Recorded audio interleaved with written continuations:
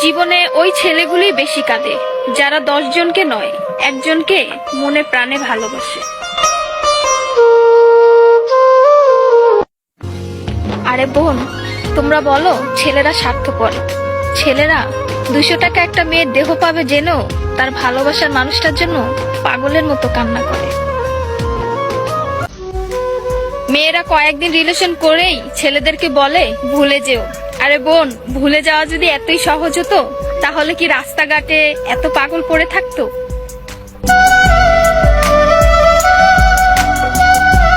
ছেলেরা যদি দেহের প্রেমে পড়তো তাহলে পতিতালয়েই তাদের শ্রেষ্ঠ প্রেমিকা থাকতো।